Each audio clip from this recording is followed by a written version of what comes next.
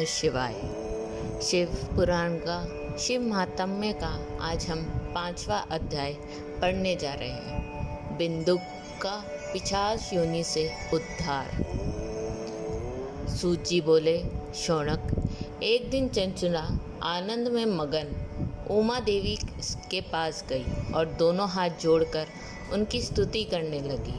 चंचला बोली, हे गिरिराज नंदिनी स्कंद माता उमा, आप सभी मनुष्य एवं देवताओं द्वारा पूज्य तथा समस्त सुखों को देने वाली हैं। आप शंभु प्रिया हैं। आप ही सगुणों और निर्गुण हैं। हे सच्चिदानंद स्वरूपिणी, आप ही प्रकृति की पोषक हैं। हे माता, आप ही संसार की सृष्टि पालन और संहार करने वाली हैं। आप ही ब्रह्मा विष्णु और महेश की उत्तम प्रतिष्ठा देने वाली परम शक्ति हैं। सूत जी कहते हैं, शौनक, सद्गति प्राप्त चंचुला इस प्रकार देवी की स्तुति कर शांत हो गई। उसकी आंखों में प्रेम के आंसू उमड़ आए।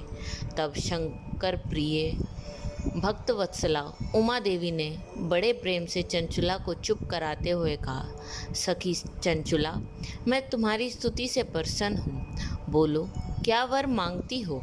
चंचला बोली, हे गिरिराज कुमारी, मेरे पति बिंदुक इस समय कहाँ हैं? उनकी कैसे गति हुई है, मुझे बताइए और कुछ ऐसा उपाय कीजिए ताकि हम फिर से मिल सकें। हे महादेवी, मेरे पति एक शूद्र जाति वैश्य के प्रति आसक्त थे और पाप में ही डूबे रहते थे। गिरिजा बोली, बेटी, तुम्हारा पति बिंदु बड़ा पापी था। उसका अंत बड़ा भयानक हुआ।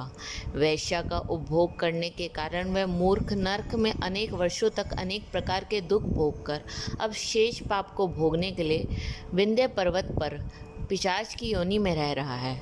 वह दुष्ट वहीं वायु पीकर रहता है, सब प्रकार के कष्ट सहता है। सूत जी कहते हैं, शौनक, गौरी देवी की यह बात सुनकर चंचला अत्यंत दुखी हो गई। फिर मन को किस तरह स्थिर करती हुई दुखी हृदय से माँ गौरी से उसने एक बार फिर पूछा, हे महादेवी, मुझ पर कृपा कीजिए और मेरे पापी पति का जब उद्धार कर दीजिए। कृपया करके मुझ वह उपाय बताइए जिससे मेरे पति का उत्तम गति प्राप्त हो सके। गौरी देवी ने कहा, यदि तुम्हारा पति बिंदुक शिव पुराण की पुण्य में उत्तम कथा सुने तो वह इस दुर्गति को पार करके उत्तम गति का भागी हो सकता है।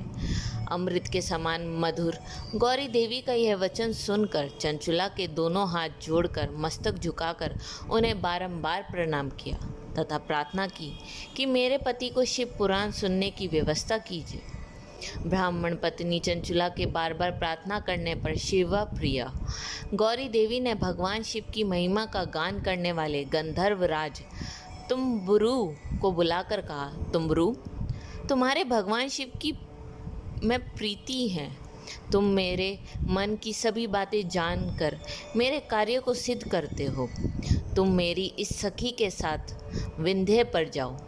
वहाँ एक महाघोर और भयंकर पिशाच रहता है। पूर्व जन्म में वह पिशाच बिंदुक नामक ब्राह्मण मेरी इस सखी चंचुला का पति था। वह वैश्यगामी हो गया। उसने स्नान संध्या आदि नित्य कर्म छोड़ दिए। क्रोध के कारण उसकी बुद्धि भ्रष्ट हो गई। दुर्जनों से उसकी मित्रता तथा सज्जनों से द्वेष बढ़ गया था। वह अस्त्र शस्त्र से हिंसा करता था, लोगों को सताता और उनके घरों में आग लगा देता था। चंडालों से दोस्ती करता। वह रोज वैश्या के पास जाता था। पत्नी को त्याग कर दुष्ट लोगों से दोस्ती कर उन्हीं के संपर्क में रहता था। वह मृत्यु तक दुराचार में फंसा रहा। मृत्यु के बाद उसे पापियों के भोग स्थान यमपुर ले जाया गया।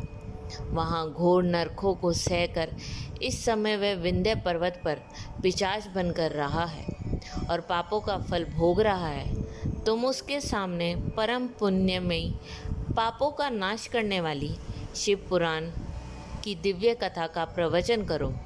इस कथा को सुनने से उसका हृदय सभी पापों से मुक्त होकर शुद्ध हो जाएगा। और वह प्रेत योनि से मुक्त हो जाएगा। दुर्गति से मुक्त होने पर उस बिंदुक नामक पिशाच को विमान पर बिठाकर तुम भगवान शिव के पास ले आना। सूत जी कहते हैं, शौनक, माँ उमा का आदेश पाकर गंधर्वराज तुम्बरु प्रसन्नतापूर्वक अपने भाग्य की सराहना करते हुए चंचला के साथ लेकर विमान से पिशाच के निवास स्थान विंध्या पर्वत गया।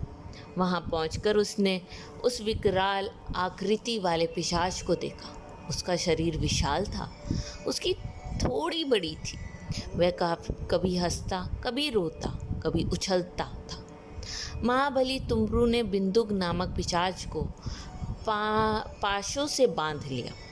उसके पश्चात तुम्बरु ने शिव पुराण की कथा बाँचने के लिए स्थान तलाश कर मंडप की रचना की। शीघ्र ही इस बात का पता लोगों को चल गया कि एक पिशाच के उद्धार हेतु देवी पार्वती की आज्ञा से तुम्बरु शिव पुराण की अमृत कथा सुनाने विंध्या पर्वत पर आया है। उस कथा को सुनने के लोभ से बहुत से देव ऋषि वहां पहुंच गए। सभी को आदरपूर्वक स्थान दिया गया। पिशाच बिंदु को पाशों में बांधकर आसन पर बिठाया गया और तब तुम्बरु ने परम उत्तम शिव पुराण की अमृत कथा का गान शुरू किया। उसने पहली विंध्येश्वर संहिता से लेकर 7वीं वायु संहिता तक शिव पुराण की कथा का स्पष्ट वर्णन किया। सातों संहिता सहित शिव पुराण को सुनकर सभी श्रोता कृतार्थ हो गए। परम पुण्य में शिव पुराण को सुनकर पिशाच सभी पापों से मुक्त हो गया और उसने पिशाच शरीर का त्याग कर दिया।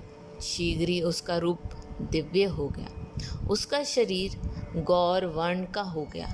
शरीर पर श्वेत वस्त्र एवं पुरुषों के आभूषण आ गए।